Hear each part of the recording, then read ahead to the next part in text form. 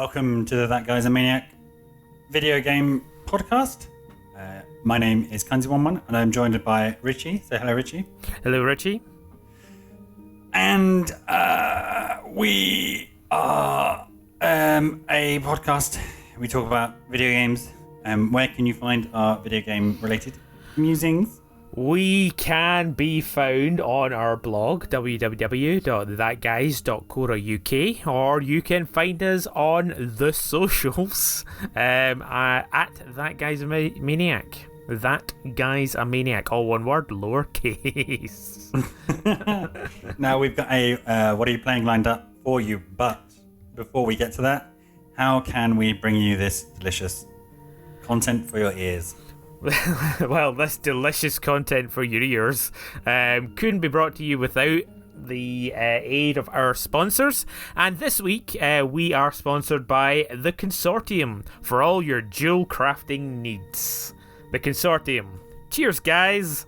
Thanks, Consortium. I think it's the Consortium, not just Consortium. Get it right, man. Fucking hell. Yeah, we're not sponsored by Consortium. We're sponsored by the Consortium. Yeah. So we had a bit of an adventure last week. Most people made it out of the evacuation. Again.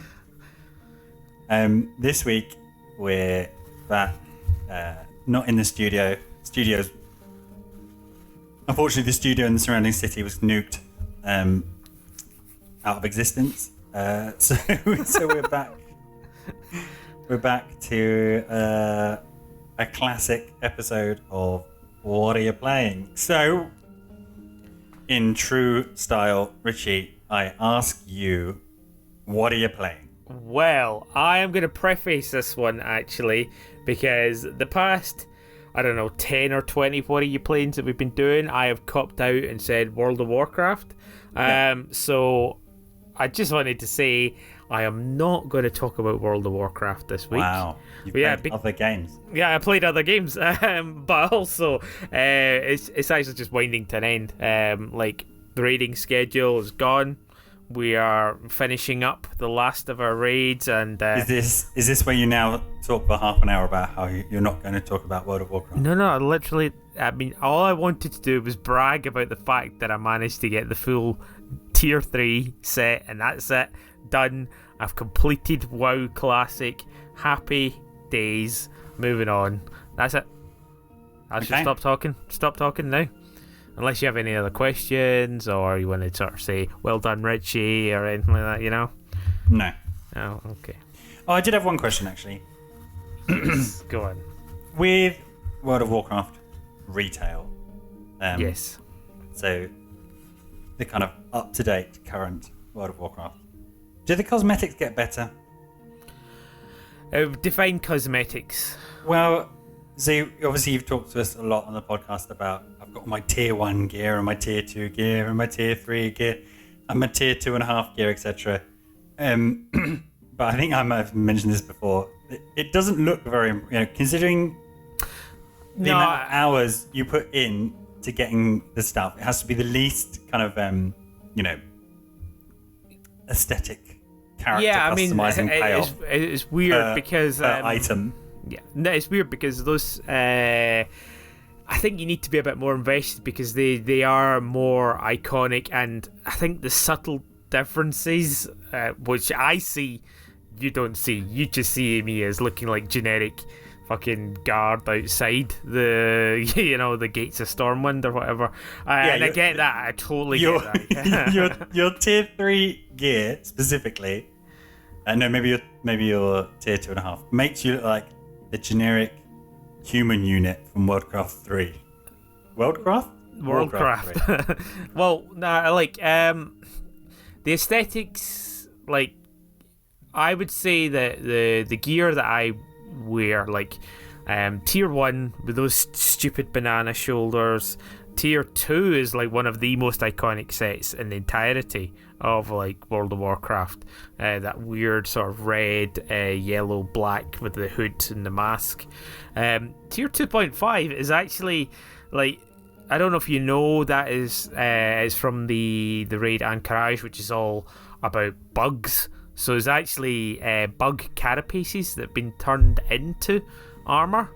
So that's why it kind of looks kind of a bit freaky and weird. But yeah, no, I agree with you. It is actually quite subtle. It is a helmet. It is a chest plate. It is a pair of trousers or a skirt. And yeah, I mean, I know where you're coming from. But I think with a little bit more investment, which you're totally not invested, it means a lot more. And tier 3 specifically, like getting the helmet and the shoulders, the last 2 bits, finding out that they actually sparkle when they, when you wear them, I was very like, oh, that's so cool. And of course, like, it is just what I aimed for, and I got it, and I was just very, very chuffed. But yeah, let's not talk about World of Warcraft. But in retail. Oh, in retail, I would say up their game so the characters actually look no noticeably different. No. Well, there is more customization available for your model. You can now actually have people of color as well within World of Warcraft. And I don't just mean purple and green people. But yeah, it's like they've added more customization. Like you can have heterochromic eyes and other things like that. Add tattoos but in all honesty, looking at the sets as they go through, like if you could go through right now, you could Google, I don't know, paladin sets from tier 1 to tier. That's what I've looked at. Tier 19 or whatever. Yeah. And they get more and more generic as they go on. They do. They look like in early games when for memory reasons, you couldn't really have a huge number of different sprites. So yeah. Here's the blue guy, and then when you get to level 5, the blue guys are red and slightly harder, and then when you get to level 10, the red guys are black. But it's the same. It sort of looks like that. Well, I mean, there's you also get different colors for like different specializations as well. So that's done deliberately.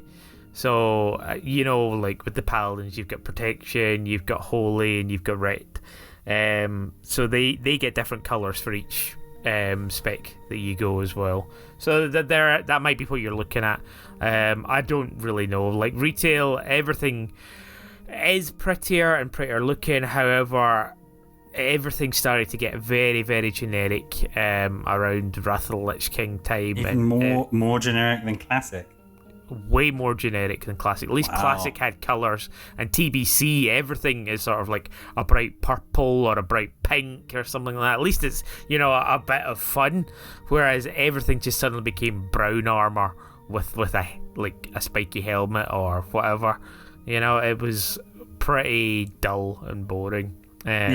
After that, but that's the difference.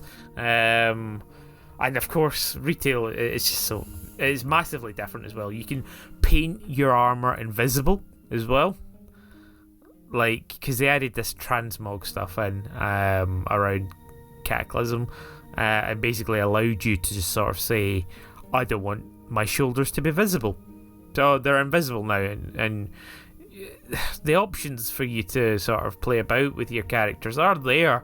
It's just everybody's going to be running about in classic gear, quite honestly. But yeah. Okay. Anyway, let's stop.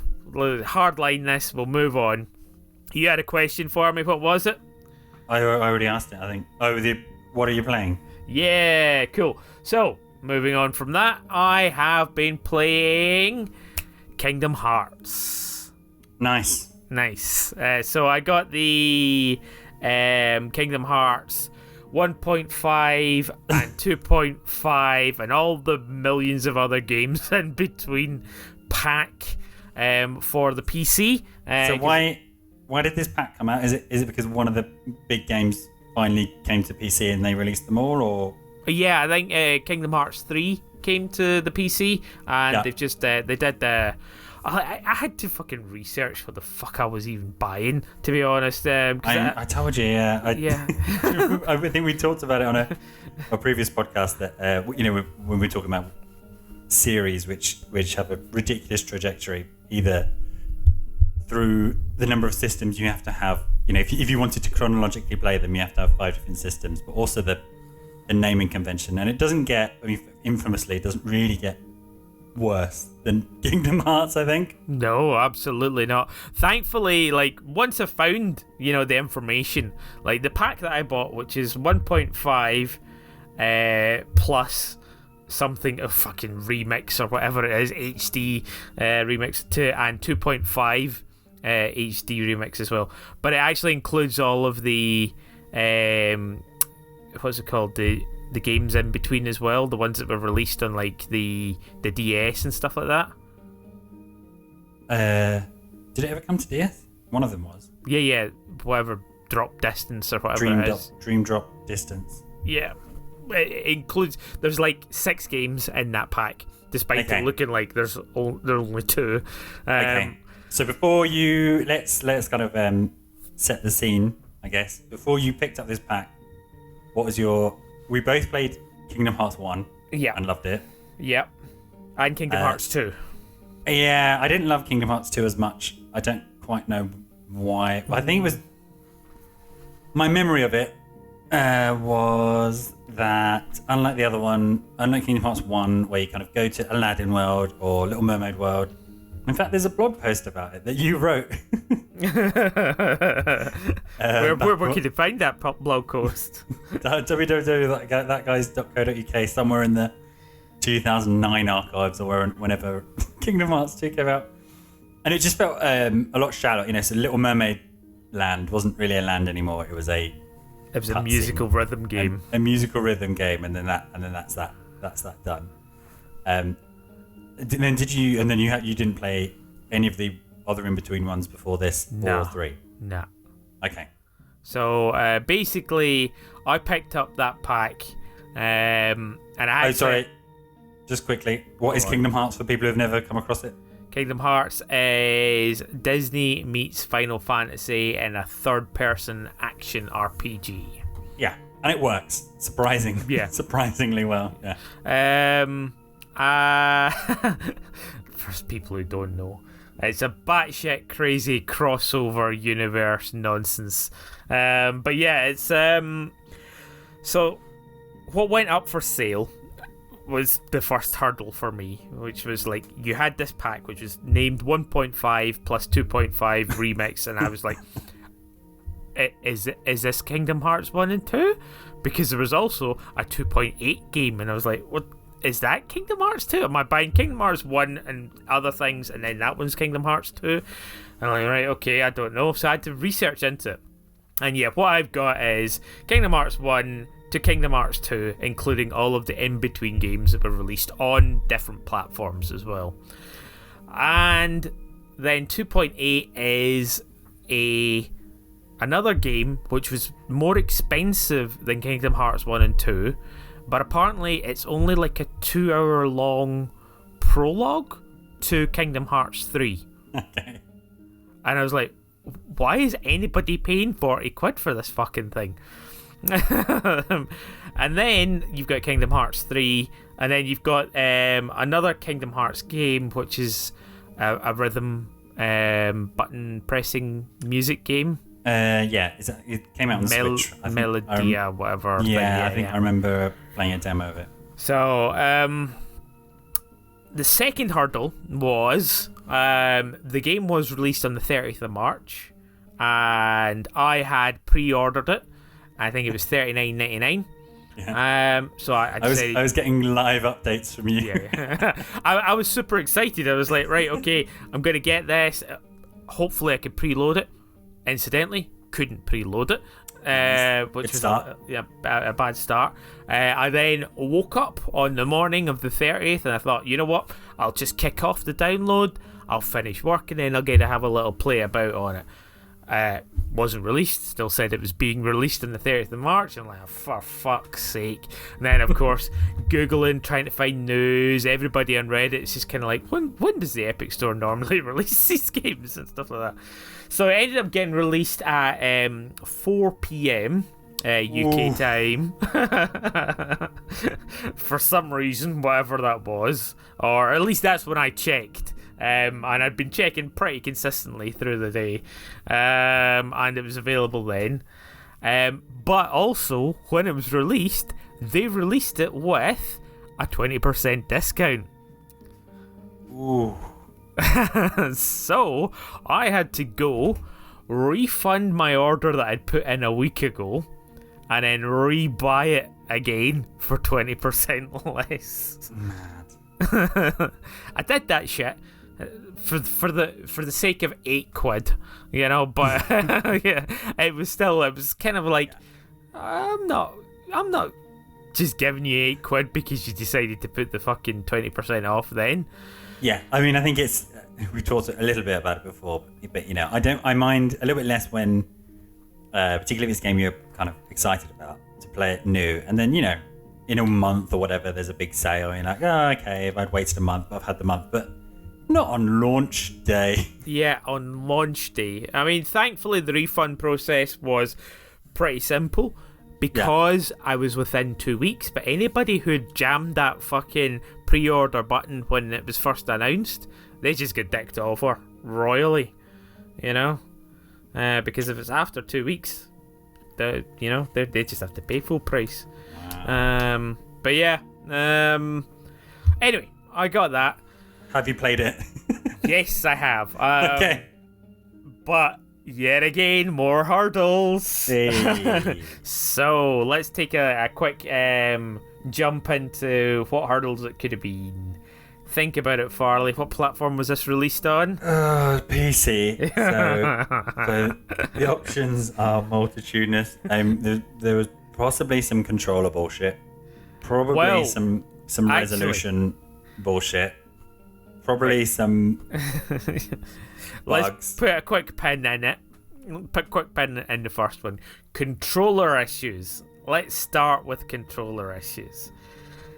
So, Kingdom Hearts suffers very, very much so from a controller issue, and the buttons are stupid and you have to get used to it. I don't know if you remember the controls for Kingdom Hearts particularly well. My kind of tip of tongue taste memory of it is you're constantly trying to swing the camera in the fucking direction you want to be looking in.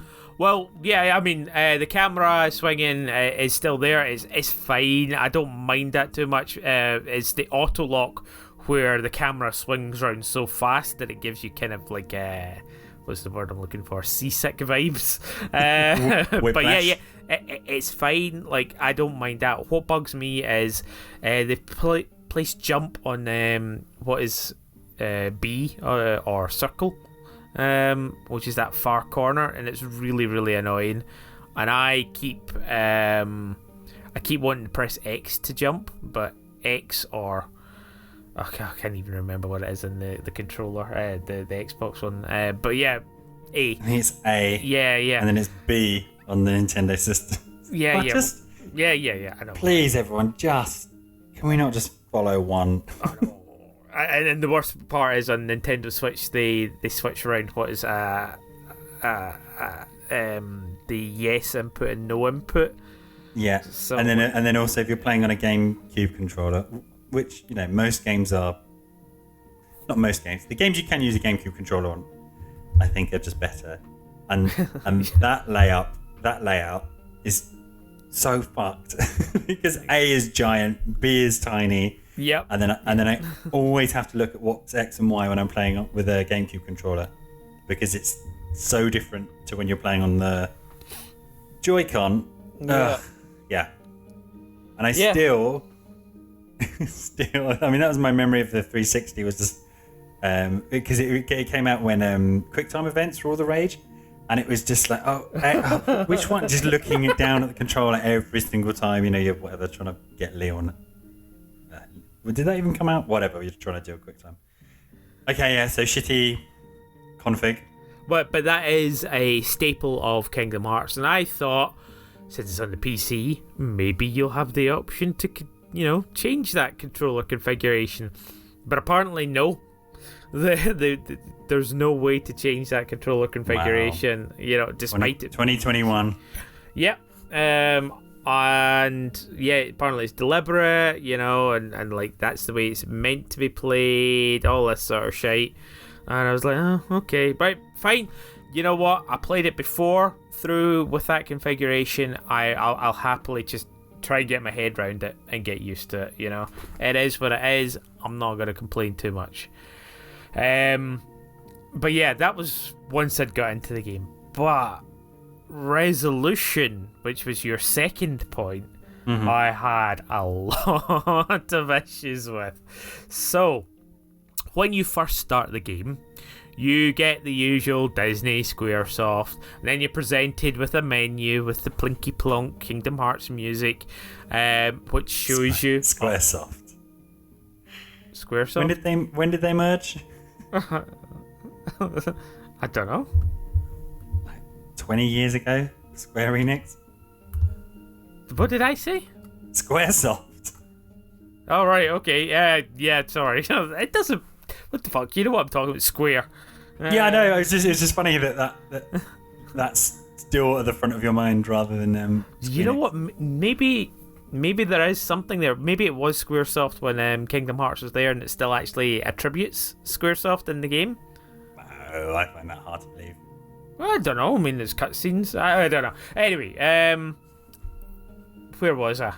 Resolution. So that front menu, which shows you all of the games and you get to choose from there, there was a settings thing in the corner, and I'm like, right, okay, cool. Went there, set all my settings to maximum because my PC can handle it. Did I tell you I got a new PC? New PC to play a 20-year-old game where you can't change the controls or the resolution. Well, listen, fucking... apparently, there was issues. So, like, I got the resolution and I had to fight with it. And then I was like, right, okay, so I want to get it borderless. I want it to be 4K, and I couldn't do it 4K. And then it was doing like 1600 by 500. I'm like, what the fuck resolution is this even? And then when I started the game, as in went in and started playing Kingdom Hearts 1, everything would gone back and it was clearly not 4K. And I was like, what's going on here? So I had to relaunch it a few times, and then I started the game, and when I was launching it, the opening of Kingdom Hearts where you sort of get that little sort of tutorial where you're sort of on a sort of stained glass version of hell, and you have to like choose. And I was jumping, and it was like in slow motion. I was like, oh, for fuck's sake, there's no way that this 20-year-old, albeit remastered game can't fucking run on my PC. And I'm looking at minimum specs. I'm like, I'm way over this. This is fine. What the fuck's going wrong? Anyway, started fighting with it. As it turns out, that menu screen that I was on, that I was changing the settings for, I was changing the settings just for that menu screen. I had to go in and actually change the settings from the game itself. And of course, you can't do that when you're in the game because you're in the middle of the tutorial and you can't pause it, you can't go to that. I had to launch the game, but before I said new game or load or whatever, there's a little hidden settings in the corner.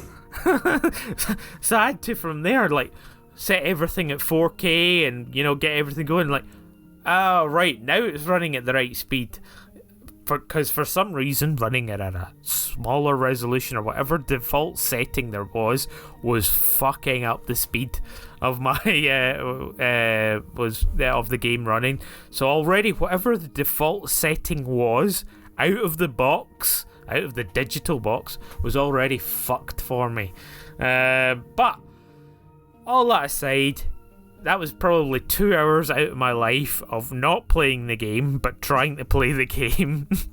I did eventually get it running, and I played like a good few hours. I'm in Traverse Town fighting guard armor, and I'm also, now that I'm actually playing it, I've got a little bit of a paralysis about it, because it is a case of I'm playing this for nostalgia, but at the same time, I don't want to miss anything. So I've kind of got into that horrible position of, shit, do I need to follow a guide? I had exactly the same with Final Fantasy VII Remake. I was like, let's just, because there's shit, right? It's different from when you're playing it first time. You're like, okay, first time through it will just be my muddle through, and then either get to the end and kind of work out, or do a new game plus.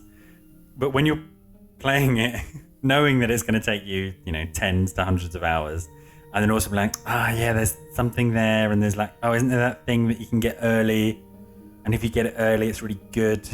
Yeah, and there's stuff like, I remembered a thing. I was playing through, and then I saw the Trinity things. Fuck the Dalmatians. And I was like, fuck shit. The Dalmatians. I was just like, I just remembered, right, okay, the Dalmatians, you've got to collect 101 Dalmatians. When do you need to start collecting them? And then, like, I look up, there are missing ones, and or ones you can miss, and like, for fuck's sake. I've done like stuff in Traverse Town, and I've already missed an item or two. Wow. And I'm like, oh my god, how did I miss them? Where were they? Apparently I had to go and talk to Flower Girl, I'm not going to say her name again, and just shit like that. But yeah, it's that kind of paralysis. But yeah, like, it's fucking Kingdom Hearts. It's good fun. I got it working. It was not a simple process. I'm fucked if I'm going to play 2.8. And apparently 3 is a bit of a shit show for fans of 1 and 2. But who knows? I may eventually get there after, I don't know, 200 or 300 hours of Kingdom Hearts. We'll see. Yeah. Maybe you should just do a blitz playthrough. Just get to the credits. See, I know, I played through it fully on the PlayStation 2. I got the one-winged angel fucking fight at the end and all that sort of shit. So I don't know. I just... Yeah, we'll see. Right, okay, I'm going to stop talking about Kingdom Hearts because I want to know what you've been playing. Alright, staying on a Squaresoft theme, I guess. Squaresoft, for fuck's sake, Farley. 20 years ago.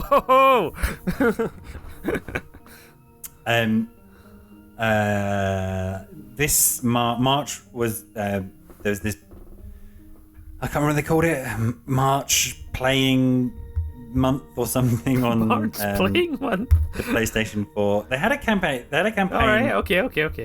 But it was only through a friend texting me. They say, "Oh, by the way, download Ratchet and Clank today for free." And then there's a whole bunch of free games coming out on the PlayStation 4 and 5 across all of March. Okay, cool. And it's really weird because people, Mario has just famous, the Mario 3D mix has famously just disappeared from the shop, right? So all the Nintendo fans were complaining about the fact that Nintendo are killing Mario on the 31st of March. But this was even more cryptic. And then even when you jump onto the PlayStation Store, there's no banner or anything saying here's a bunch of free games. And it was, I think, Enter the Gungeon, Subnautica, Horizon Zero Dawn. I can't remember what the other ones were. So there's a really cryptic campaign, but then Ratchet and Clank wasn't part of that. But you had to download it. I think that was like the pre-March playing together celebration free game.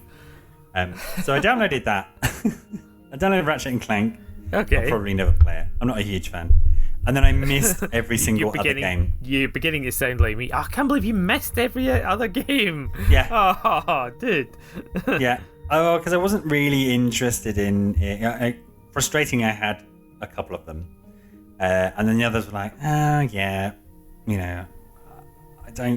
have them and they'd bug me because they were just sitting there. So I just didn't bother. And then I missed Horizon Zero Dawn. In any case, it would have required archiving software and deleting stuff. Right. So whilst I was on the store trying to hunt for what are these free games and when are they free, I came across A King's Tale, Final Fantasy 15, A King's Tale, which is a free little game. And I thought, I like Final Fantasy 15, even though I've not played the game. I've watched the short movie that was on Netflix for a while. Unfortunately, got removed. And all the memes, and I've watched it through a few playthroughs. So I thought I'll give that a go and downloaded it. And it starts off with Noctis, who's the main character in 15. He's a very young boy, and his dad is reading him a bedtime story. And so it's all like 16-bit graphics. And then it's a really fun, side-scrolling beat 'em up. Oh, nice. So your dad is kind of telling you this story. It's not quite like the Never-Ending Story, but a bit. His voice will occasionally pop in, or at one point, oh god, what are those guys called? They're not bob-bombs. What are they called? Firers? No. Fireys. The Fireys. No, they've got proper... I know. I know what you mean. The ones that got they just look like little balls of fire. Smiley balls of fire, alongside chocobos and moogles. I think are in almost every... Oh my god, game. What are they called? You look that up whilst I go on. So, at one point you run along, and then 200... Hang on 2 seconds. What the fuck do I look up? Fiery ball monster? Okay, I'll find it. Okay. Final Fantasy Fire Monster Ball. That's okay. You go ahead. Monster Ball. So you're walking along on this platform, and 100 of those drop in, and then Noctis's voice will pop in from the background and say, "Were there really that many?" And then the dad will say, "Oh no, there wasn't that many," and then half of them disappear. But it starts off really simple, and you've just kind of got your sword slash and your shield bash. But then it layers in combo systems, and then you get assists, and then if you do your combos and bring in both of your assists, you get a big attack which does more damage. It was really good. Surprised, and it seems like a huge amount of it as well. I played it for a couple of hours, and it's good. I haven't heard of a Final Fantasy side-scrolling beat 'em up. I'm already intrigued. I think that. Yeah. I just downloaded it on a whim, no expectations, because when you're looking at free games, like, is this actually a free game? I started seeing on the Switch these weird kind of like trial cloud games. I think Control was one of them.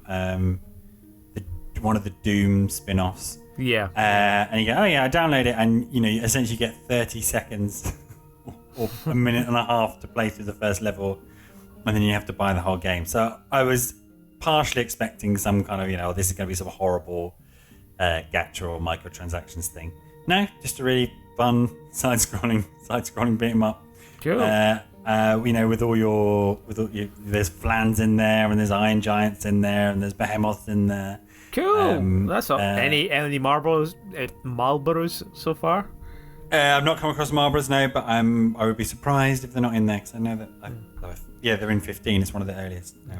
Big for your interest, they are simply called bombs. Okay, that's it. Bombs. Fire no bombs. Fire, no fireys, just bomb. Yeah, because you get icy ones, don't you? There's a big article on Final Fantasy fandom, and it shows every single Final Fantasy they've been in, and it's all of them. Oh, they're even in the Kingdom Hearts series. Well, there you go. Oh yeah, they are. Yeah, and they're in Crystal Chronicles as well, because I was fighting some the other day. Well, there you go. Right. Okay. Yeah. So fun, really fun, but soured, I think, by this kind of cryptic note. And I don't know what it is. I don't know how I missed all of this activity. It's the same. I don't know if I've talked about it on the podcast. There was a really great. Unfortunately, it's not on there anymore. Japanese drama about like a grown-up Japanese man and his relationship with his dad.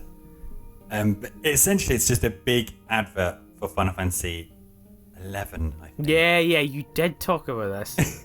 Yeah, and it's great because it is like a household sitcom. But one episode will be he doesn't really talk to his dad, doesn't get on with his dad, and then finally he manages. His dad's retired and kind of bored, and his mom's worried about him. So he says, hey, we used to play Final Fantasy games back in the day, and there's like flashbacks to them playing it on the NES. And so he encourages his dad, but then like the next episode will be his dad stopped playing. So him and all his friends are trying to encourage his dad. So, why has my dad stopped playing? The reason why he stopped playing is because he's gone to the cold area and he doesn't know how to change his clothes. And so then a bit of the episode is about how you change your costumes. It's That's great. Amazing. That is amazing. It is wow. a series-long advert for it, but it is played straight. It isn't. Bits of it are shot in whatever it is, Final Fantasy 11. But the best bit is some of the musical cues, right? So in the opening credits, it will play the little prelude ditty, and really emotional moments. Little sound bites that from the games come in, and it's great. It's this really not muddy. It seems to stealthily come out and kind of Final Fantasy's huge. Lots of people like Final Fantasy. Why is this stuff so buried? The other thing on a continuing on our Squeenix note, maybe this is the Squeenix podcast, is have you watched the Dragon Age film? Dragon Age? Not Dragon Age. Fucking hell. Dragon Quest. Dragon's Dogma? No. Dragon Quest. Dragon Quest. There's a no, Dragon I have Quest film. I think it's still on Netflix. Dragon Quest: Your Story. Okay. I got like vague. I think it's the same with both of us, right? Never really got into Dragon Quest. A couple of friends I know did. My mum was huge into Dragon Quest 7 when it came out. Dragon Quest is the Dragon Ball artist, Akira. Yeah. Yeah. The big one. Anyway, so this film was on Netflix, and if it's still on Netflix, I recommend watching it. It's like strong recommend watching it, and stick with it, because the end is phenomenal. I don't use this word lightly, Richie. The ending is phenomenal. Right, okay. But again, it's just this like weird stuff that comes out. I don't know, maybe I'm not following the right feeds or on the right mailing list or getting the right faxes or whatever it is that people do these days to find out information. But it's keep being surprised by Squeenix multimedia and but I'm here for you. I'm a fan of your things. Why am I finding out about these things years after they came out? Yeah. But yeah, strong recommend for Dragon Quest: Your Story. Oh gosh. Okay, yeah, this really has turned into the Square. Although we did have that brief intersection, and I say brief, very, very lightly. What's the word I'm looking for? Yeah, the big spiel about. Oh, we're not going to talk about Warcraft, but we'll just talk about Warcraft for 15 minutes. But yeah, it's going good. Yeah. So look forward to A King's Tale Final Fantasy 15 when it hits PC 2031 and requires 2 hours of settings. Fucking settings, man. I mean, I was worried about it. Like when I heard Kingdom Hearts was coming out in the PC, I was just kind of like, hopefully it's just a port. You don't need to worry about anything or anything, that shit. And then I found that sentence in the menu, or the sentence menu in the menu for the menu. And I was like, alright, okay, so these things need to be set up. But yeah, it's like, it's also, I think when you're a PC player, there's also that fear of one day there will be a game where it just, you need to go and get a new PC. It's the indicator game. it's that point where it's just like either for a long time it was Arkham Knight with me. It was like I didn't play Arkham Knight for ages because my PC just couldn't handle it. So I played other games until I got my new PC, and it was kind of like, I think it was like years of just me telling you how. Yeah. I think it's the perfect the perfect fly in PC gamers ointment, right? Because famously, although probably not anymore, the console war rages on the side, right? And then you've got the PC master race. They occasionally get snotty about E3 and blah, blah, blah. But then, when you kind of wait to have the true experience on PC, right, where you can customize X, Y, Z and mods, and there are loads of benefits to it. And just every single time, particularly when it comes from these big, the bigger kind of console game companies, right?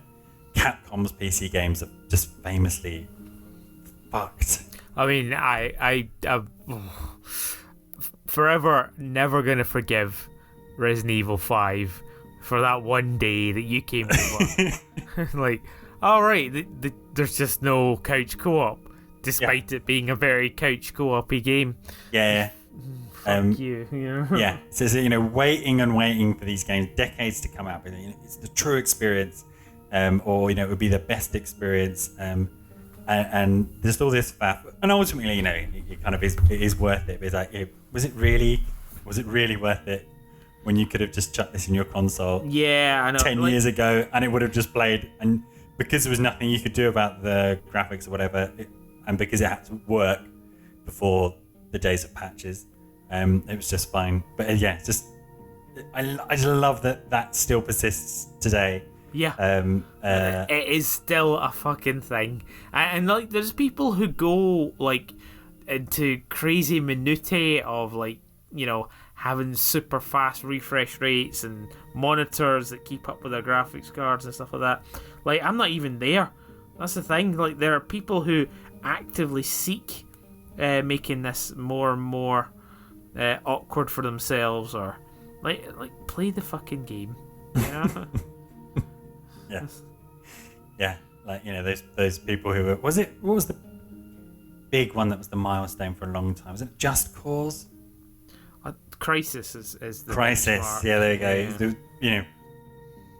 Nobody had the for the first 10 years of its release. Nobody was playing Just Cause as it was meant to be played. Crisis. Yeah. Crisis. Sorry, it's like it's just Crisis. Yeah. I didn't even play it. It is a benchmark still to this day for PCs. There's some guy who's invested millions in his PC, just waiting to finally play Just Cause as the developers had imagined. It's like, dude, it's just. Why do you keep calling it Just Cause? I don't know. It's because they all came out at the same time, or in my mind they all came out at the same time, and I didn't touch any of them. They were just these open world games that just didn't look very fun. So yeah, they all merged. Just Cause, Crisis. I think Prey is probably in the mix in my mind. Yeah, all of those. Lovely. Anyway. Yeah. Okay. Well, let's put a pin in this. A pin. I don't know how many. Stop saying it. Why are you saying it? Are you making a map? Yeah, exactly. Let's call this one. Bursting balloons? Are you arranging cocktail? Oh, motherfucker! Are you arranging cheese and pineapple on sticks? Let's call this one the Square Enix What Are You Playing, and we'll reconvene at the next occasion next week, and not talk about World of Warcraft some more. Great. Cool. So, Farley, I heard that guy's a maniac. Why Squaresoft?